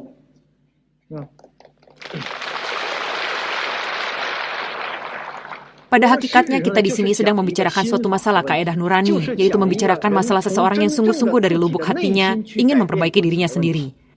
Sedang dari permukaan, dia menganjurkan Anda menjunjung kebenaran. Tentu ini merupakan hal baik. Menganjurkan Anda bagaimana? Bagaimanapun ini adalah hal baik, atau hukum yang mengekang Anda berbuat demikian. Bagaimanapun itu adalah mengekang Anda dari luar. Ia hanya mengubah permukaan Anda, namun tidak dapat mengubah sifat dasar seseorang. Hanya dengan perubahan sifat hakiki seseorang baru dapat mengubah seseorang menjadi benar-benar baik. Yang kita bicarakan adalah prinsip ini. Berbicara masalah bawaan dasar seseorang, hal ini tidak berkaitan dengan masalah using seseorang. Tadi saya katakan baik buruknya bawaan dasar seseorang dapat menentukan baik buruk using seseorang. Ada masalah seperti ini. Lalu apakah U itu? Mari kita bicarakan U ini. Banyak orang juga tidak begitu mengerti tentang U. Ada yang lalu berkata, orang pintar itulah U. Sekarang memang juga dimengerti seperti ini. Wah, orang ini di hadapan pimpinan, atau di hadapan orang tuanya, atau di tempat-tempat tertentu. Begitu orang lain mengatakan apa, dapat langsung mengerti lalu melaksanakan sesuai maksudnya. Orang lain akan berkata orang ini sungguh cerdik, usingnya sangat baik. Sekarang acap kali dimengerti seperti itu. Saya beritahu Anda, U yang kita katakan bukanlah seperti itu. Sesungguhnya U ini sama sekali bukan istilah dalam manusia biasa. Namun itu adalah satu istilah dalam agama Buddha. Istilah yang dipakai dalam Shulian agama Buddha. Sama sekali bukan U yang dikatakan manusia biasa itu. Kadang di biara saya melihat biksu juga berkata demikian. Berkata using seseorang baik juga berkata orang itu cerdik. Saat memuja Buddha, Anda masukkan uang ke kotak sumbangan, maka biksu itu akan memukul gentanya. Tang! Dia berkata, Buddha akan melindungi Anda, memberi kebijakan, kecerdasan, dan kepandaian. Ia juga memahami seperti itu. Ini yang saya maksudkan bahwa sama sekali bukan itu maknanya.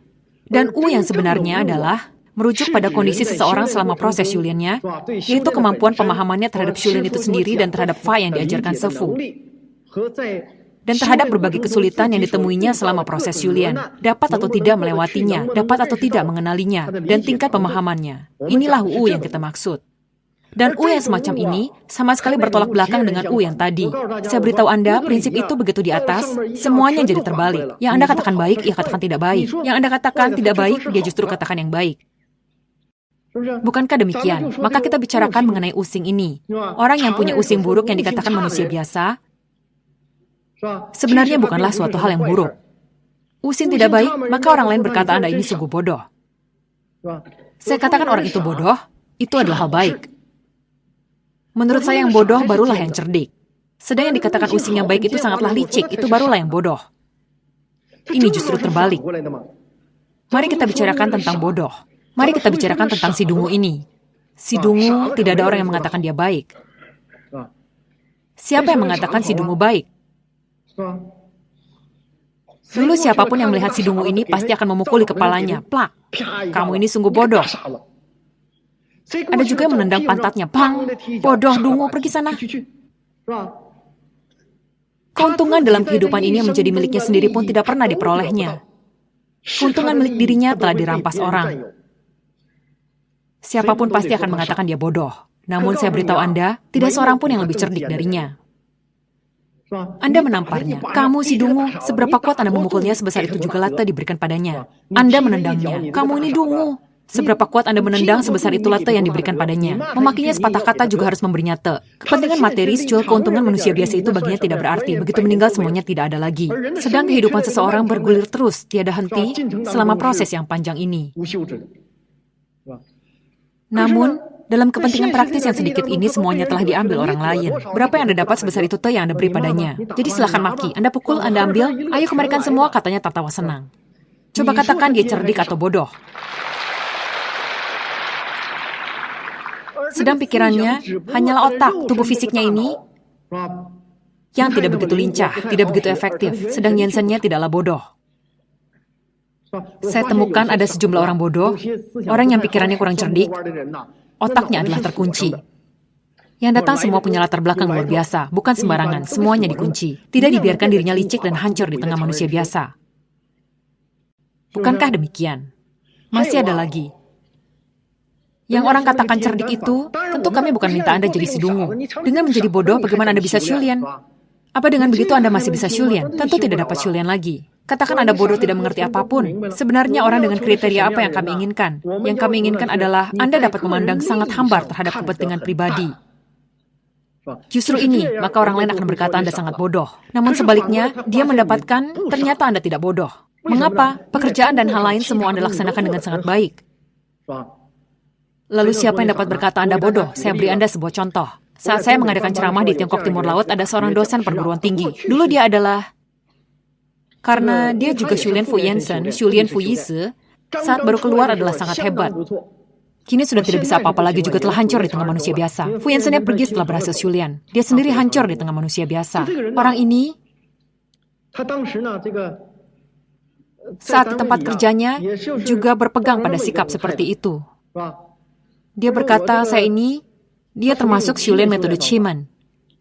Ia katakan, yang menjadi milik saya mau. Yang bukan milik saya tidak akan berebut. Dia berpegang pada konsep di luar duniawi. Sebenarnya itu adalah tuntutan dari kungnya. Saya berikan contoh. Di tempat kerja ada pembagian rumah. Mereka yang membutuhkan rumah, semuanya dipanggil, semuanya dikumpulkan. Dikatakan, Anda ingin diberi rumah, Anda juga, semua juga demikian. Pokoknya semua sudah di sini, berikan alasan kalian. Katakan Anda ingin diberi rumah, coba sebut alasan Anda. Ia ingin diberi rumah, coba sebut juga alasan Anda. Semua coba kemukakan kebutuhan masing-masing. Jumlah rumah terbatas, tidak bisa diberikan pada setiap orang. Yang butuh rumah semua memberi alasan. Semua berusaha keras memberi alasan. Ia hanya duduk di sana tanpa bersuara. Akhirnya setelah pimpinan mempertimbangkan, ia berpendapat rumah ini seharusnya diberikan padanya, miliknya. Orang lain lalu tidak terima, rumah ini tidak boleh diberikan padanya. Bagaimana bisa diberikan padanya? Saya yang butuh, karena ini dan ini. Jika terjadi pada orang lain, pasti sudah bertengkar. Pimpinan pun telah setuju memberikan rumah itu pada saya. Anda masih mau merebutnya, bukankah Anda telah merebut rumah saya? Bukankah mereka berdua akan bertengkar? Namun ia tidak demikian. Kalau memang Anda mau, ambil sajalah. Kata-kata ini terdengar sangat sederhana. Namun coba Anda semua pikirkan, jika di tengah kehidupan nyata sekarang ini, saat konflik kepentingan antar manusia sangat runcing, jika ada yang berkata demikian, bukankah orang lain akan mengatakan ia sungguh bodoh? Anda ini sungguh terlalu bodoh. Orang lain masih tidak mengerti. Lalu bertanya, temannya lalu bertanya padanya, Anda tidak mau semua kepentingan nyata ini, lalu apa yang Anda mau? Ia katakan apa yang tidak diinginkan orang, itu yang saya mau. Orang lain tidak mau apa, itu yang dia mau. Anda yang mendengar ini juga akan merasa kesal. Coba katakan orang sekarang ini apa yang tidak mau, semuanya juga baik. Batu di tanah ditendang ke sana kemari, tidak ada yang mau memungut. Tidak ada yang mau, Anda mau? Kalau begitu saya mau batu itu. Tentu dia bukan benar-benar bermaksud memungut batu itu. Dia telah mengatakan suatu prinsip yang tidak dapat dipahami oleh manusia biasa. Prinsip apa? Sebagai orang Shulian, kita harus melepas semua keterikatan ini. Apalah artinya benda-benda ini? Benda yang saya peroleh adalah abadi. Sampai ratusan ribu, bahkan jutaan tahun pun dapat dipertahankan. Sedang benda-benda Anda itu, dalam sekejap sudah tidak ada lagi. Dia telah mengatakan, sebagai orang Shulian harus melepas semua keterikatan hati ini, tidak berebut dengan orang lain. Jika milik saya akan saya terima, jika bukan saya tidak akan berebut. Manusia biasa tidak bisa paham prinsip ini. Kita bicarakan lebih tinggi sedikit. Sebagai contoh, ini adalah suatu lelucon. Kata orang, di dunia Sukawati juga ada banyak praktisi kung. Mereka naik ke sana berkata dunia Sukawati sungguh indah. Dunia Sukawati terbentuk dari emas. Pohon, tanah, rumah adalah dari emas. Bahkan tubuh Buddha pun dari emas. Burung juga dari emas. Ini sungguh-sungguh megah. Namun setiba di sana, sebutir batu pun tidak dapat ditemukan. Ada yang berkata, uang yang digunakan di sana adalah batu-batu kecil. Benar tidaknya tidak kami bicarakan.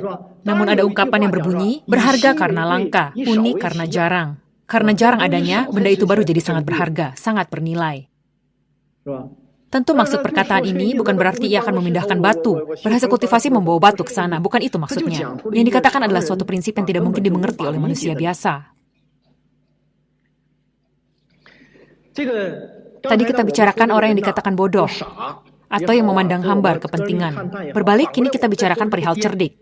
Dikatakan seseorang cerdik, maka dia tidak baik. Cerdik yang dikatakan manusia biasa, usingnya dianggap baik. Menurut saya, usingnya justru jelek, tidak baik.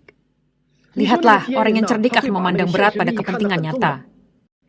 Orang semacam ini acap kali sangat pandai mengambil hati, bekerja di permukaan saja. Pimpinan menilai tinggi dirinya. Ia memperoleh benda yang tidak diperoleh orang lain. Karena memperoleh benda yang tidak diperoleh orang lain, bukankah ia sudah merugikan orang yang seharusnya memiliki benda itu? Bukankah berarti ia harus memberitahu pada orang lain? Orang ini memperoleh begitu banyak keuntungan nyata. Makin lama jadi makin mementingkan ini. Jiwanya pun jadi makin sempit. Keuntungan nyata dipandangnya juga lebih berharga dari apapun juga.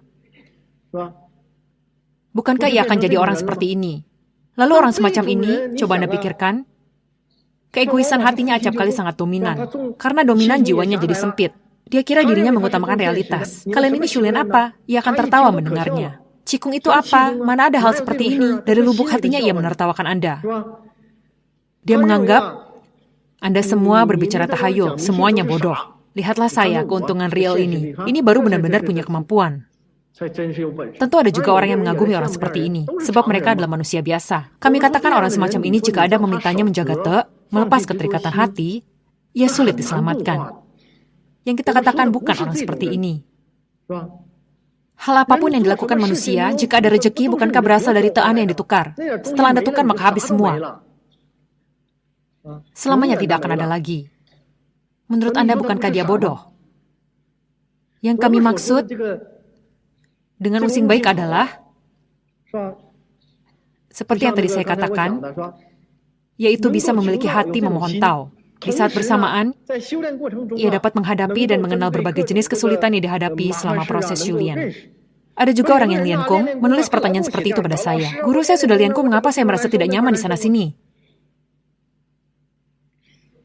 Apakah Anda kira Lian Kung sama dengan minum madu? Apakah Anda pikir Lian Kung seperti berbaring di ayunan? Mana ada hal seperti itu? Lian Kung pada hakikatnya adalah menderita. Sedang membayar karma Anda, harus mengalami kesengsaraan, maka Anda akan merasa sakit. Anda ingin menepuk-nepuk pantat. Dalam hal ini saya beri sebuah contoh. Dikatakan ada orang ingin keluar negeri. Ia katakan kehidupan di tempat di negara tersebut jauh lebih baik. Anda hendak pindah, maka pergilah. Bila Anda pindah dengan hutangnya setumpuk, apakah Anda akan dibiarkan pergi tanpa melunasinya? Bukankah Anda harus melunasinya? Semua utang harus Anda lunasi. Hutang harus dibayar. Ini juga suatu prinsip. Kami sudah membukakan pintu terpraktis bagi Anda, membiarkan Anda mendengar Fa, membantu Anda Shulian melenyapkan sebagian karma. Namun, karma ini sendiri, pada dasarnya Anda juga harus melunasinya sebagian. Anda tidak boleh tidak membayarnya. Saat melunasi hutang karma, Anda akan dapat mengalami penderitaan dan memperoleh peningkatan diri. Maka ada sejumlah orang yang dapat dan ada yang tidak dapat menyadari. Ada yang mengeluh. Di masyarakat masih timbul sejumlah masalah yang tidak menyenangkan pada berbagai aspek. Hari ini mengalami masalah ini, besok masalah itu. Kadang merasa tekanan keluarga sangat besar, atau antar suami istri muncul orang ketiga. Atau ada tekanan dari pimpinan tempat kerja, bahkan juga dari masyarakat. Asal Anda dapat memandang hambar dan melepaskannya, saat Anda telah melewati kesulitan ini, jika Anda menengok kembali, Anda akan merasa itu bukan apa-apa.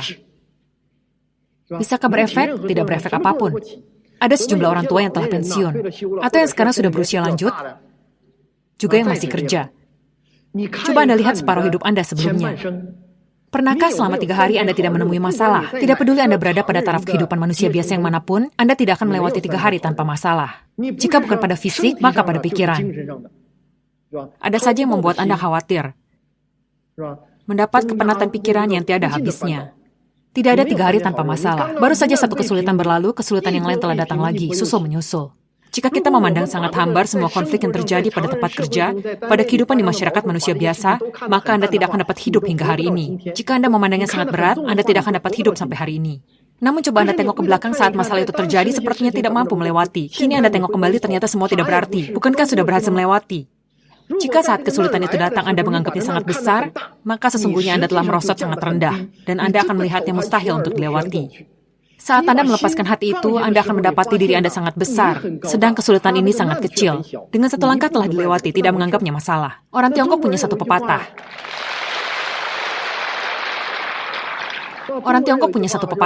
Mundur selangkah terlihat laut luas bagai langit. Saat Anda mengalami konflik dengan orang lain dan Anda menyusup ke ujung tanduk lembu, maka dipastikan Anda tidak akan mendapat akhir yang baik, hasil yang baik. Bila Anda mundur, tidak melakukan konfrontasi yang sama dengannya, Anda akan temukan suatu wawasan yang sama sekali berbeda. Bukankah demikian?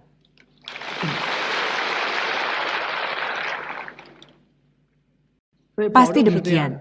Jadi dalam proses Shulian Anda akan menemui kesulitan-kesulitan ini. Namun, Anda harus menempatkan diri selaku praktisikum, menyikapinya dengan benar Anda baru dapat melewatinya. Bila tanpa kesulitan apapun, menurut saya orang seperti ini adalah mustahil. Mungkin tidak ada orang yang peduli pada Anda. Bukankah begitu? Ini masih sejenis U yang kita sebut sebagai U yang ada dalam proses Shulian. Bila kita sungguh-sungguh berbicara soal U ini, sebenarnya ada suatu U yang fundamental, yaitu seseorang sepanjang hidupnya selama proses Shulian, mulai awal Shulian sampai akhir Shulian, dalam sekejap berhasil kultivasi hingga ke ujung jalan yang hendak dicapainya. Telah tiba di ujung perjalanan Shuliannya. Dalam sekejap telah berhasil menyelesaikan keseluruhan proses Shuliannya. Dalam sekejap itu, dia meledak seketika. Seketika itu, telah terbuka kesadaran. Ini disebut Tun U. Dalam sekejap ia akan meledak. Setelah ledakan seketika ini, dia jadi mengerti. Dia telah melihat keberadaan tingkatnya dan kebenaran alam semesta. Semua kemampuan supernaturalnya telah diledakkan keluar. Bentuk perubahan tubuhnya, semua kunci telah diledakkan. Sampai di tahap ini, orang ini akan menampakkan kemampuan supernaturalnya. Coba Anda katakan apakah ia masih manusia biasa. Aliran Tao menyebutnya manusia sejati, dan rakyat biasa akan menyebutnya dewa. Sedang kita yang berkultivasi Buddha, kita katakan telah mencapai kondisi kesempurnaan. Buddha juga adalah orang Shulian. Coba katakan dia, maka kami pun, tentu yang saya katakan tadi adalah termasuk Tun U. Ada satu jenis lagi yang disebut Chien U. Yang saya katakan ini adalah U yang pokok, yaitu Chien U. Apakah Chien U itu? Yaitu selama Shulian di masa yang terbatas ini, Tianmu Anda dapat melihat mulai dari tidak jelas sampai jadi sangat jelas. Kemampuan Kung dari kecil menjadi besar. Yang seharusnya keluar dan dapat dipertahankan secara berangsur-angsur akan dimunculkan. Tianmu berangsur-angsur meningkat, berangsur-angsur meningkat. Pada akhirnya, secara perlahan, keseluruhan proses Yulian telah Anda selesaikan. Anda telah mencapai tingkat tertinggi. Anda juga sudah dapat melihat semua. Semua kemampuan Kung juga telah terbuka. Semua telah dibuka. Anda menjalaninya adalah secara perlahan-lahan. Tidak ada ledakan dalam sekejap itu. Dia mencapai tahap itu melalui Qian Wu. Keseluruhan proses Yulian itu, pada tingkat yang tinggi Anda dapat lihat, pada tingkat rendah Anda tidak dapat melihat. Pada tingkat yang tinggi ini, bagaimana Anda Yulian hingga tingkat ini dan bagaimana dijalani, semua dapat terlihat oleh Anda. Anda sangat jelas hingga Yulian mencapai tahap ini. Inilah yang kita sebut dengan Qian Wu. Ini adalah Wu yang fundamental. Anda tahu, dalam agama Buddha pada aliran Zen juga berbicara masalah Tun Wu dan Qian Wu. Sudah saya katakan aliran Zen bagai masuk ke ujung tanduk lembu. Dia memandang hal ini juga terlalu mutlak. Dia menganggap Tun Wu ini adalah Wu dalam sekejap. Sedang Qian Wu tentu tak peduli bagaimana mereka memperdebatkannya, pada pokoknya adalah masalah pengertian pada prinsip dan satu masalah. Ada yang memahami secara perlahan-lahan dan ada yang dapat seketika. Memahami seketika maupun berangsur-angsur, saya katakan semuanya benar, tidak ada yang perlu diperdebatkan. Secara historis, keduanya telah bertikai sangat lama. Keduanya sama-sama benar. Mengapa keduanya benar? Prinsip ini, bila Anda berangsur-angsur baru memahaminya, saya katakan juga tidak salah. U tidak persoalkan siapa yang duluan atau belakangan. Anda dapat seketika U akan lebih baik. Ini menandakan kualitas kesadaran tinggi bahwa dasar Anda baik, baru dapat mencapai keadaan itu. Jika Usin tidak baik, maka harus U secara bertahap, jadi keduanya benar. Mereka bertikai sekian tahun, hanya karena berbeda prinsip tentang U. Sebenarnya U yang kita bicarakan di sini adalah U yang fundamental, yaitu yang kita sebut Tun dan Qian. Perdebatan mereka tentang Tun dan Qian itu hanyalah dalam prinsip saja. Masalah ini telah saya pahami. Masalah ini saya pahami secara perlahan-lahan. Ini yang mereka perdebatkan.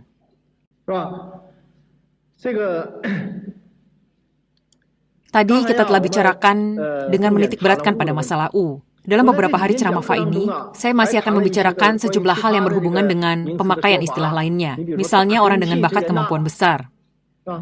Orang dengan bakat kemampuan besar ini sangat sulit ditemukan di tengah masyarakat. Ada metode Kung yang punya kriteria sangat tinggi. Dikatakan dalam sekian tahun, puluhan tahun dalam manusia biasa, baru akan muncul satu orang yang seperti ini. Sedang untuk kriteria yang lebih tinggi, setelah ratusan tahun baru akan muncul satu orang seperti ini. Untuk kriteria yang lebih tinggi lagi, dikatakan dalam kurun waktu sejarah yang amat panjang, baru akan muncul satu orang yang akan mewarisi benda-benda dari aliran kita ini. Ini adalah yang dikatakan orang-orang tentang orang dengan bakat kemampuan besar. Orang seperti ini sangat sulit dicari. Daya tahannya terhadap penderitaan dan kemampuan bersabarnya tidak sanggup dilakukan orang lain. Jika dilakukan orang lain, akan jadi gila. Kondisi mentalnya akan hancur. Seperti inilah yang kita katakan. Dan orang dengan bakat kemampuan besar harus punya beberapa syarat. Pertama, tentu dia harus orang yang punya te besar. Te yang dimilikinya harus sangat banyak. Lagi pula, ruang lingkupnya juga harus dapat membentuk suatu medan yang sangat besar. Dia juga harus sanggup menahan penderitaan dari segala penderitaan. Apa maksudnya sanggup menahan penderitaan di atas penderitaan? Mudah untuk dikatakan. Kedengarannya mudah. Mengatakannya juga mudah, namun pelaksanaannya sangat sulit. Anda tidak percaya, kini Anda sedang mendengarkan Fa. Di dalam medan saya ini sikap Anda sangat baik. Saat Anda di masyarakat manusia biasa, sikap Anda itu belum tentu akan sebaik ini. Lalu dalam keadaan seperti ini, saat timbul konflik, mampukah Anda menahannya? Saat konflik ini tidak dapat diselesaikan dan timbul konflik lain, sanggupkah Anda menahannya? Lalu saat datang lagi konflik lain, Anda bagaimana? Itulah arti sanggup menahan penderitaan di atas penderitaan. Orang seperti ini sangat sulit dicari, juga sangat sulit dilaksanakan. Dulu saya memberi contoh tentang... Tidak saya beri contoh lagi. Boleh dikatakan, manusia itu sendiri memang berada dalam penderitaan. Mengapa saat mengalami penderitaan sulit menahannya? Seperti lelucon yang saya katakan saat itu.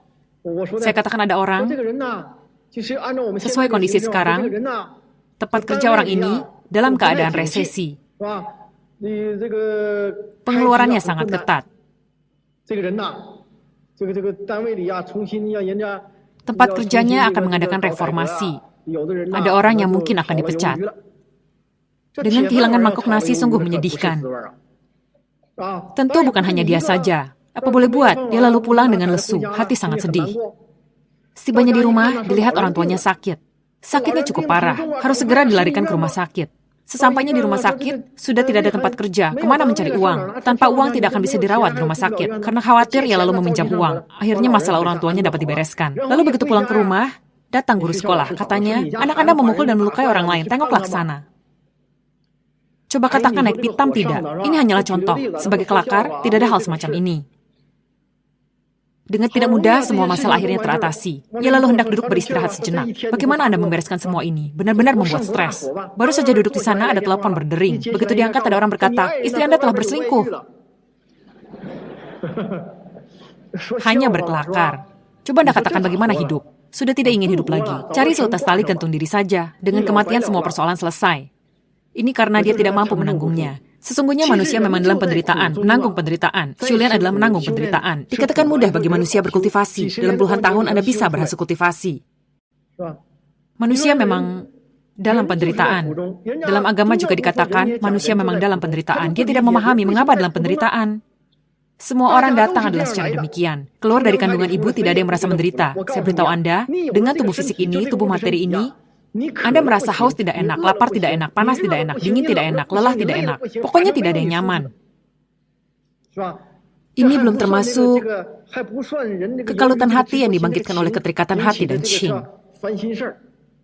Masih ada lagi, bencana alam dan karma penyakit. Lahir tua, sakit mati. Coba katakan, bukankah manusia menderita? Semua berada di tengah penderitaan. Sebab setiap orang terlahir seperti ini maka tidak merasakannya. Juga sudah tidak dianggap sebagai derita lagi. Sesungguhnya sebelum ini saya pernah melihat suatu laporan berita, yaitu tentang gempa bumi di Tangshan. Koran yang memuatnya. Dikatakan telah dilakukan satu kali penelitian sosial. Ditemukan ada banyak orang yang berhasil diselamatkan dari kematian setelah gempa berlalu. Lalu menanyai orang-orang ini, apa yang kalian rasakan dalam keadaan di ambang kematian itu? Namun di luar dugaan, semua orang mengatakan hal yang sama. Dikatakan sesaat menjelang kematian itu tidak ada rasa takut apapun. Sebaliknya, justru ada semacam perasaan senang karena hati sudah terbebas. Seketika itu tubuh terasa melayang, terasa tanpa beban, sungguh sangat nyaman. Tidak panas, tidak dingin, sungguh indah.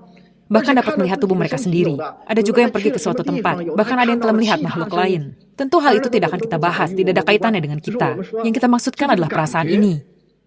Justru karena manusia punya tubuh fisik ini, barulah menyebabkan Anda punya kondisi seperti ini.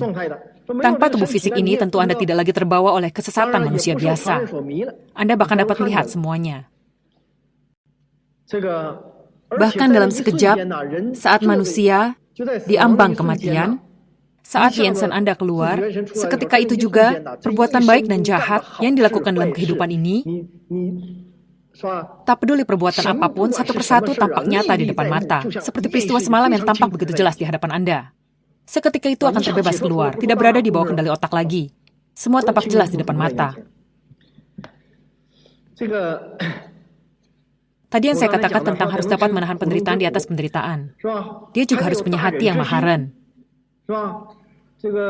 Mari kita bahas ren ini. Apa yang dimaksud dengan hati yang maharan? Tentu kami beritahu Anda, kita yang berada dalam kelas ini selaku seorang praktisikum, pertama yang harus dapat dilakukan adalah dipukul tidak membalas, dicaci tidak membalas.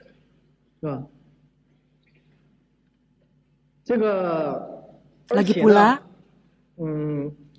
ren yang kita bicarakan ini, bila meminta manusia biasa memahaminya, maka ia tidak akan dapat memahaminya. Dia kira, Anda dipukul tidak membalas, dicaci tidak membalas.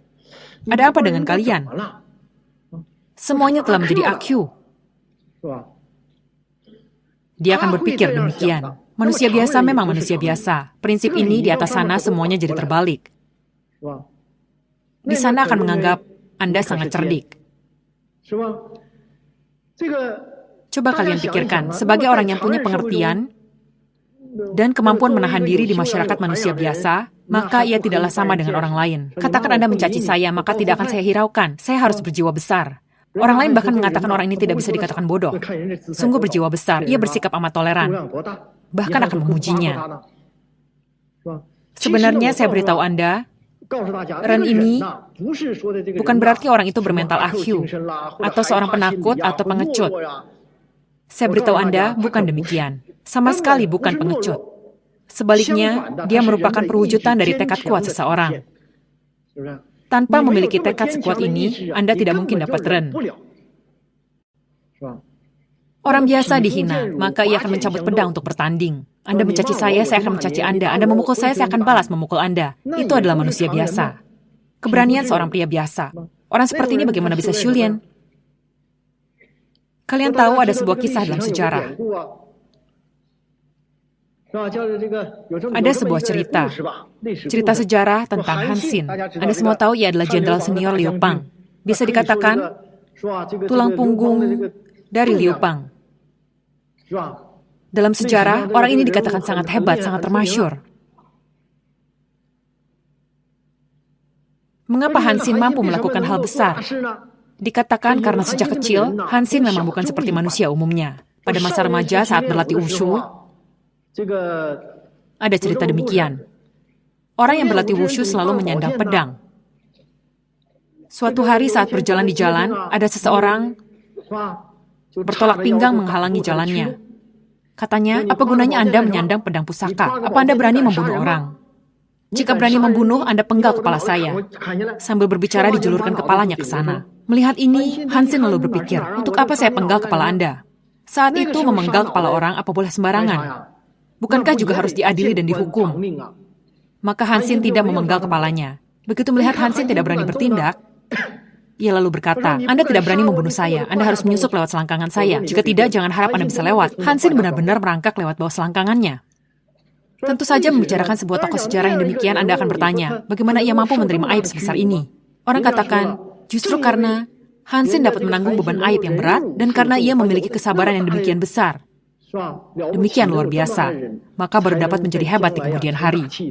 Ini masih seorang manusia biasa. Namun yang kita kehendaki adalah manusia yang melebihi manusia biasa. Kita harus bertindak lebih kuat darinya. Tentu Anda tidak akan menjumpai hal demikian saat berjalan di jalan raya, lalu ada yang meminta Anda merangkak lewat selangkangan. Namun konflik sesama manusia, hati saling mengintrik, bila tidak dikendalikan hati yang demikian, maka sangat sulit.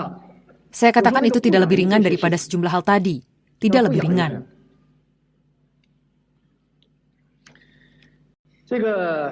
Tentu, Anda masih harus dapat melepas. Juga harus dapat menjaga te. Seperti yang saya katakan tadi, menjaga te agar tidak kehilangan te, sesuai prinsip ini. Tentu juga harus memiliki using yang baik. Jika using baik, tentu bila bawaan dasar baik, maka usingnya akan baik. Ia harus punya kriteria itu, barulah adalah orang dengan bakat kemampuan besar. Karena keterbatasan waktu, hari ini cukup kita bicarakan sampai di sini. Fa ini, sesampainya pada hari ini, telah selesai kami ajarkan semuanya pada Anda.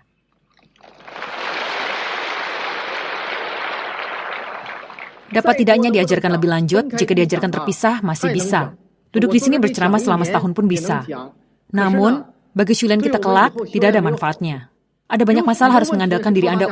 Hal-hal spesifik tidak bisa saya bicarakan pada Anda. Jika hal-hal spesifik saya beritahu Anda, lalu apalagi yang Anda sadari, apa yang Anda lakukan? Lingkungan yang memberi Anda kesempatan Shulian tidak ada lagi. Syarat juga tidak ada lagi. Maka, saat Anda menemui masalah spesifik, harus menangani sesuai fa. Bagaimana bisa melakukannya dengan baik?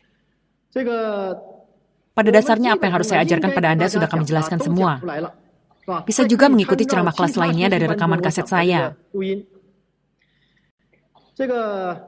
Dalam waktu 10 kali kelas ceramah ini, saya telah membicarakan banyak hal pada Anda. Dalam kelas ceramah ini, saya bertanggung jawab atau tidak terhadap Anda, itu Anda sendiri yang menilainya. Masalah ini tidak akan saya bicarakan lagi. Jika dilihat dari keseluruhan kelas ceramah kita ini, saya kira hasilnya amatlah baik. Ada awal, ada akhir. Pada akhirnya kita telah menyelesaikannya dengan sempurna.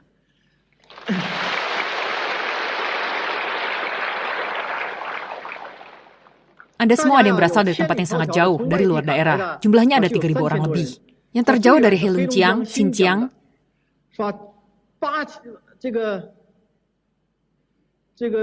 berjarak 4.000, 5.000, 8.000 kilometer.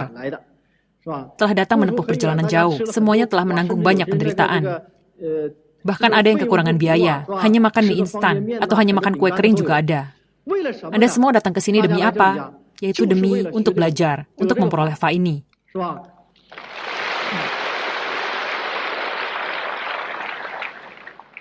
Maka Anda semua juga tahu begitu berharganya fa ini.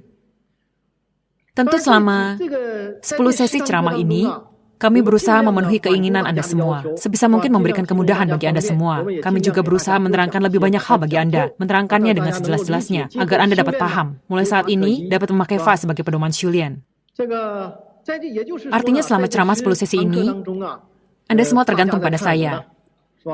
Baik dalam membawa Anda ke tingkat tinggi, ataupun saat memurnikan tubuh Anda. Tujuannya agar mulai saat ini, Anda semua dapat Shulian.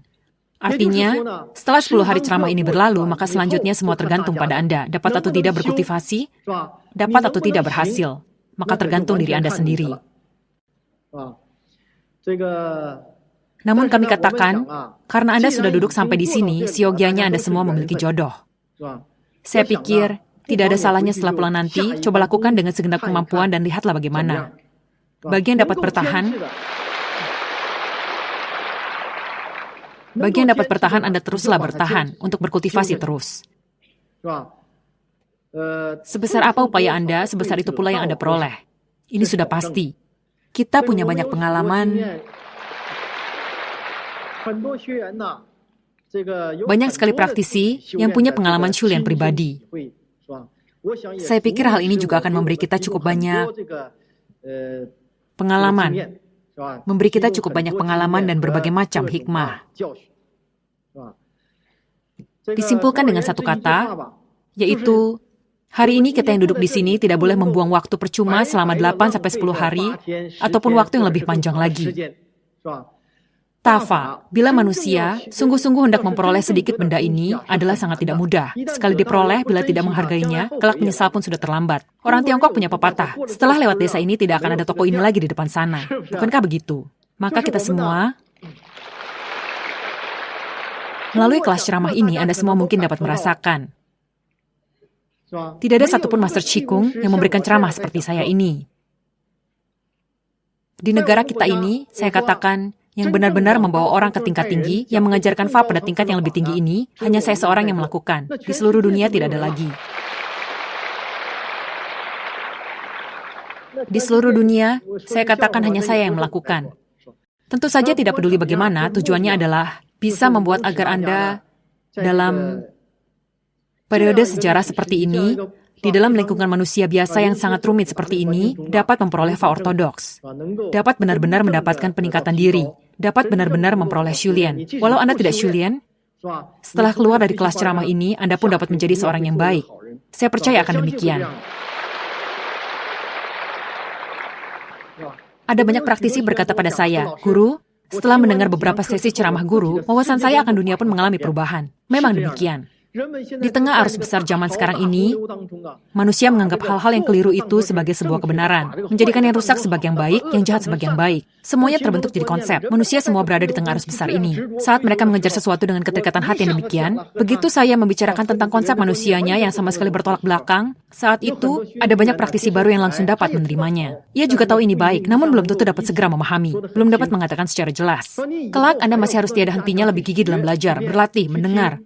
Anda baru dapat memahaminya setahap demi setahap, memperdalam pemahaman Anda. Maka saya harap, usai mendengar ceramah ini adalah lalu jangan dibiarkan begitu saja. Sepulang dari sini Anda hendaknya banyak baca buku, banyak mendengarkan rekaman audio, agar Anda dapat memperoleh peningkatan terus. Saya tidak ingin berbicara lebih banyak lagi. Sebagai penutup, saya ingin menghadiahkan sepatah kata bagi Anda semua. Sejak hari ini, bila dalam proses Shulian Anda, saat Anda merasa sulit bertahan, saat Anda merasa sulit dilakukan, Anda harus ingat perkataan saya ini. Perkataan apa? Yaitu, sulit dilakukan, mampu dilakukan. Sulit ren, mampu ren. Semoga Anda semua dapat mencapai kesempurnaan dalam Shulian Tafa.